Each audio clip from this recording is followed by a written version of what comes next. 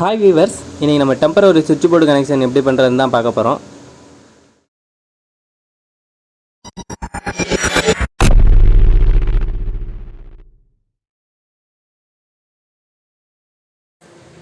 டெம்பரவரியாக ஒரு உட் போர்டை எடுத்து நானே சாக்கெட்டு சுவிட்சுக்கு தேவையான அளவுக்கு கட் பண்ணிக்கிட்டேன் ஃப்ரெண்ட்ஸ். அதில் சுவிட்சு சாக்கெட்லாம் ஃபிக்ஸ் பண்ணிட்டேன். வாங்க இப்போ ஒயரிங் இதுக்கு எப்படி பண்ணலான்னு பார்க்கலாம். சுவிட்சுக்கு கீழே இன்கமர் கொடுக்கணும். சுவிட்சுக்கு மேலே உள்ள லிங்க்லேருந்து எடுத்து சாக்கெட்டுக்கு இன்கமர் கொடுக்கணும் ஃப்ரெண்ட்ஸ். ரெண்டு சாக்கெட்டு பக்கத்தில் இருக்கிறதுனால ரெண்டோட லைனையும் ஒன்றா கனெக்ட் பண்ணிக்கிறேன். கனெக்ட் பண்ணிவிட்டு சுவிட்சோட அவுட்புட்டில் கொடுத்துட்றேன் ஃப்ரெண்ட்ஸ். சுவிட்சுக்கு கீழே இன்கமர் கொடுக்கணும், மேலே அவுட்புட் எடுக்கணும்.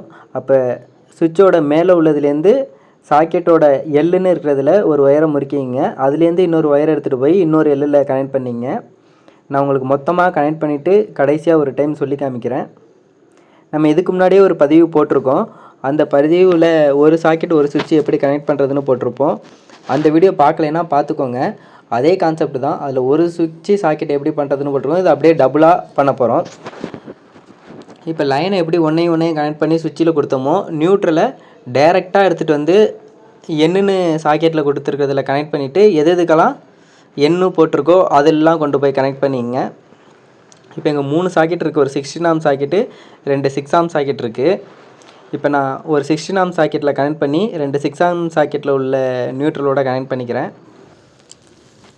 உங்களை யாராவது இது மாதிரி கனெக்ட் பண்ண சொன்னாங்கன்னா ரொம்ப பெருசாலாம் நினச்சிக்காதீங்க ஃப்ரெண்ட்ஸ். ஒரு சுவிட்சையும் ஒரு சாக்கெட்டையும் எப்படி கனெக்ட் பண்ணுவோமோ அதே மெத்தட் தான். இப்போ ஒரு சுவிட்சை 2 சாக்கெட் கண்ட்ரோல் பண்ண போகுதுன்னா இப்போ நம்ம ஒரு சாக்கெட் எப்படி ஒரு சுவிட்சிலேருந்து கனெக்ட் பண்ணுறோமோ அப்படியே ஒரு சுவிட்சிலேருந்து அந்த எல்லுன்னு இருக்கிறதுலேருந்து எடுத்து அடுத்த எல்லில் கொடுத்துருங்க, எண்ணுன்னு இருக்கிறதுலேருந்து அடுத்த எண்ணில் கொடுத்துருங்க.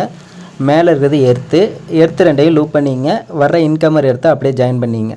இப்போ அதே தான் நம்ம பண்ண போகிறோம். இப்போ நமக்கு 3 சாக்கெட் இருக்குது, அதனால் ஒரே எர்த்து தான் வரும். அந்த ஒரு எர்த்தை நம்ம 3 இதுலேயும் லூப் பண்ணிப்போம்.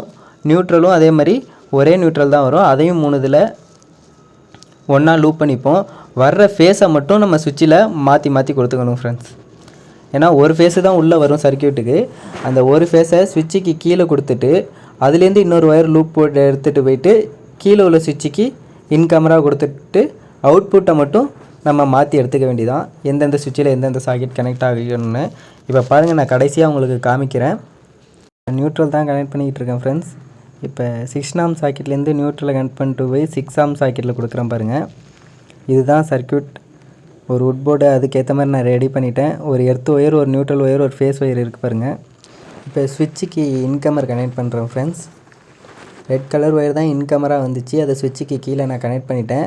அது கூட நான் இன்னொரு ஒயர் கனெக்ட் பண்ணுறேன்.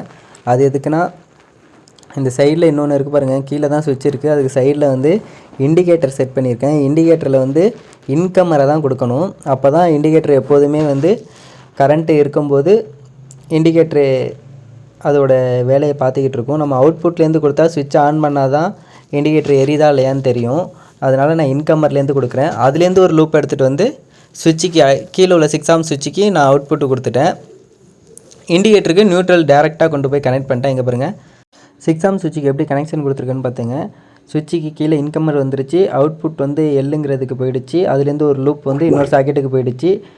நியூட்ரல் நேராக வந்து 2 சாக்கெட்டுக்கும் கனெக்ட் ஆகிடுச்சு. எர்த்தும் அதே மாதிரி 2 சாக்கெட்லேயும் கனெக்ட் ஆகிடுச்சு. எர்த்தோட இன்கமர் மேலே உள்ள சாக்கெட்டில் கனெக்ட் ஆகிருக்கு பாருங்கள்.